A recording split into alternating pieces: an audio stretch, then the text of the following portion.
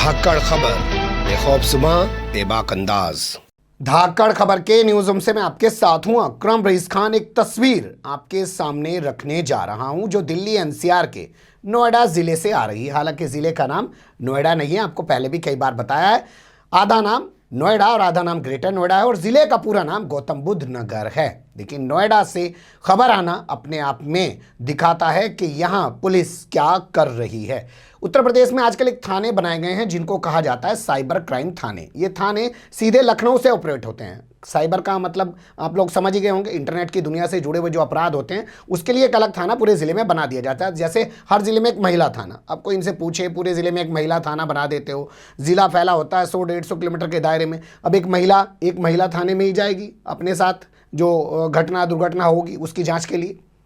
खैर वो एक अलग मुद्दा हो सकता है। लेकिन साइबर क्राइम थाने में तैनात 5 पुलिस वाले एक फाइनेंस कंपनी में छापा मारते हैं। वहाँ से 3 लोगों को उठा के ले जाते हैं। उसके बाद फाइनेंस कंपनी के लोग दौड़े दौड़े भागे भागे से थाने में जाते हैं। हमारे लोगों को क्यों पकड़ लाए माई बाप, अरे हम तो इनको इस मामले में जेल में डाल देंगे, इस मामले में अरे साहब छोड़ दो। छोड़ देते हैं। 7 लाख रुपए दो।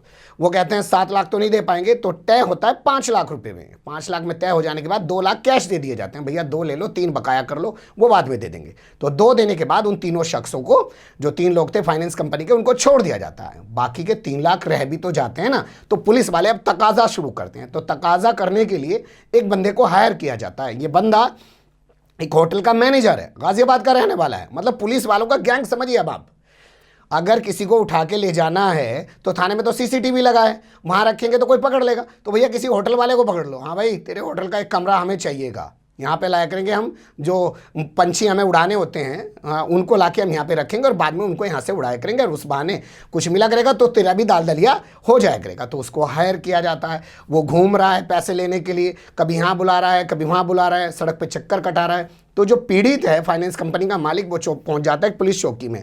वो जाके कहता है साहब मुझे बचा लो साहब, ऐसे ऐसे 3 लाख रुपए की डिमांड कर रहा है, कभी यहाँ बुला रहा है कभी वहाँ बुला रहा है। तो यहाँ जो पुलिस वाले होते हैं उन्हें लगता है कि हमें कुछ करने दिखाने का मौका मिला है, तो वो जो है सलमान खान की तरह एक्टिव हो जाते हैं, अजय देवगन की तरह भी कह सकते हैं आप लोग।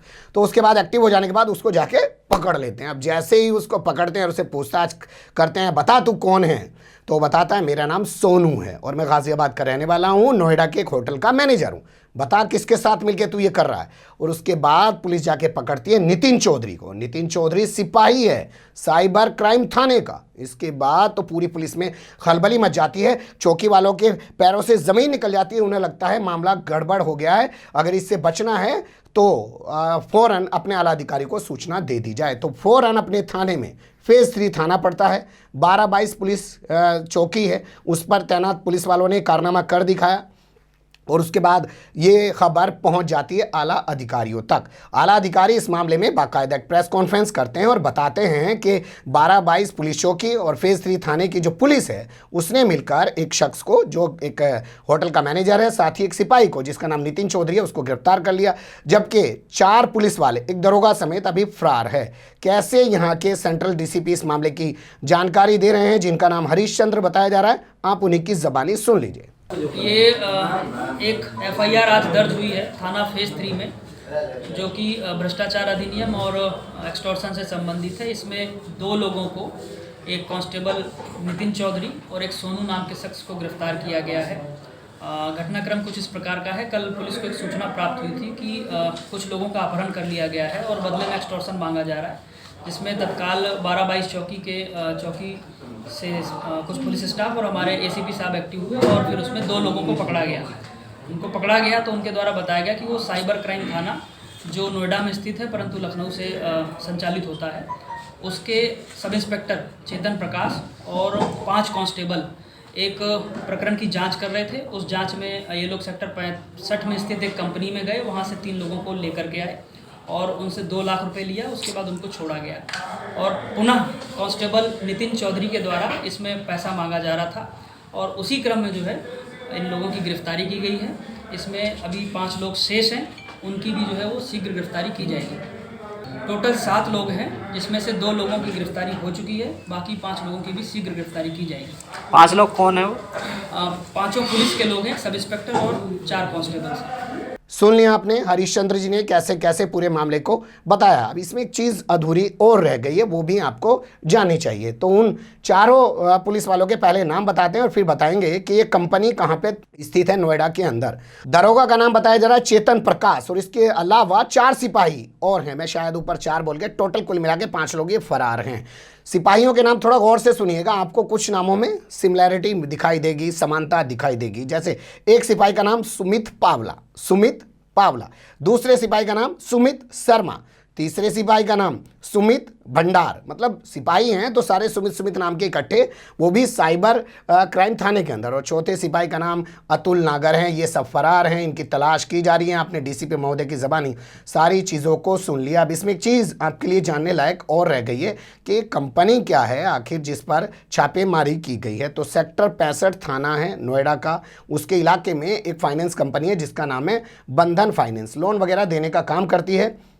इसमें 10 फरवरी का दिन है, आती है पुलिस और यहाँ के जो ऑनर हैं माजू चौहान, उनको डराती धमकाती है। साइबर थाने की पुलिस है, इनके कंपनी में आके इनको डराती धमकाती है और यहाँ से 3 लोगों को उठा के इनके लोगों को ले जाती है। और बाद में जो कहानी मैंने आपको बताई है, लेकिन उन लोगों के नाम जानना भी आपके लिए ज़्यादा बढ़िया होगा जिनको उठा के ले जाया गया था। वसीम है, सुहेल है और परवेज़ है। इन दोनों लोगों को उठा के ले जाया जाता है, लेकिन माजू चौहान जो है वो अपने इन लोगों को बचाने के लिए काफ़ी मेहनत करते हैं, मशक्क़त करते हैं, इनके साथ खड़े रहते हैं, कहते हैं इन्होंने कोई गलत नहीं किया। असल बात यही है कि इन लोगों ने कोई गलत किया ही नहीं था, इन लोगों के खिलाफ कोई तहरीर भी नहीं थी, मुकदमा तो दर्ज बहुत दूर है। लेकिन साइबर क्राइम थाने की पुलिस को लगा कि वो मोटी फर्म है, फाइनेंस कंपनी है, चौखा हाथ डालो, हमारे भी अड़ंगा कुछ हाथ आ जाएगा और फिर नोएडा ग्रेटर नोएडा में हम भी एक फ्लैट सा खरीद लेंगे। हाँ, सारे अधिकारी यहीं बस रहे, हमारे हिस्से में क्या यूं ही गरीबों की तरह मरना हो रहा है। और वैसे भी नोएडा ग्रेटर नोएडा में बैठे हो, यहाँ पे माल नहीं होगा तो क्या जाके माल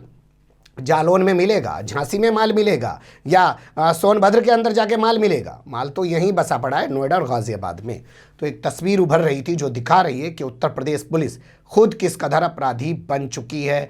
और ये सिर्फ एक तस्वीर है जहां अगर कुछ ईमानदार पुलिस वाले हैं उनकी वजह से तस्वीर उभर जाती है। आप सोचिए 12-22 पुलिस के चौकी के वो सिपाही अगर कुछ हरकत ना करते तो क्या ये तस्वीर खुल पाती? बता दें इससे पहले आईपीएस ऑफिसर वैभव कृष्ण यहाँ पर एसएसपी थे गौतम बुद्ध नगर के, उन्होंने भी ऐसे ही एक रैकेट का खुलासा किया था जिसमें पत्रकारों के साथ मिलकर पुलिस वाले थानेदार एक गैंग चला रहे थे, बाकायदा लोगों से वसूली कर रहे थे, जो बिल्डर हैं उनको अवैध उगाई के लिए मजबूर कर रहे थे। उसमें कई पत्रकार भी जेल भेजे गए थे और कई पुलिस वाले भी जेल भेजे गए थे। हालांकि उसका खमियाजा ये हुआ कि उन पुलिस वालों ने एसएसपी महोदय की खुद चूल्हे हिला के रख दी थी और उनको यहाँ से सस्पेंड होकर जाना पड़ा था, क्योंकि थानेदार की भी तो बहुत वक़्त है जी।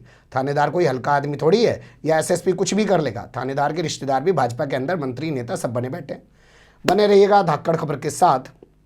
फिलहाल कमेंट्स के रूप में आप लोग अपनी राय दे सकते हैं, खबर को लाइक कर सकते हैं, चैनल को सब्सक्राइब कर सकते हैं और ज़्यादा से ज़्यादा हमारी खबरों को शेयर कर सकते हैं। फिर ऐसे ही किसी सुलगते हुए या उलझते मुद्दे लेकर मैं आपके सामने हूँगा हाजिर। फिलहाल अभी मुझे दें इजाज़त।